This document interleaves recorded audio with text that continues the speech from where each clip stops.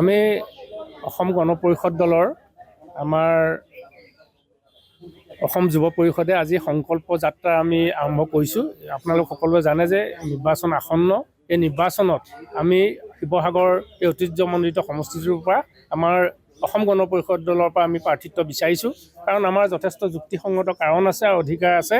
যিহেতু আমি এটা দিনত আমি 85 চনত ইয়াৰ পৰা আমাৰ বিধায়ক প্ৰদীপ গগৈ ডাঙৰীয়া নিৰ্বাচিত হৈছিল। আমগুৰি বিধানসভা সমষ্টিৰ পৰা নতুনকৈ যিটো শিৱসাগৰ সমষ্টি হৈছে 13খন পঞ্চায়ত আমাৰ অন্তৰ্ভুক্ত হৈছে। আৰু ইতিমধ্যে আমি দীৰ্ঘদিনৰ পৰাই আমি তৃণমূল পৰ্যায়ত বুথ কমিটিৰ পৰা পঞ্চায়ত কমিটিলৈকে আমি সংগঠনৰ প্ৰক্ৰিয়া আমি চলাই আহিছোঁ। আমাৰ তুংগত আমি প্ৰস্তুতি চলাই আহিছোঁ।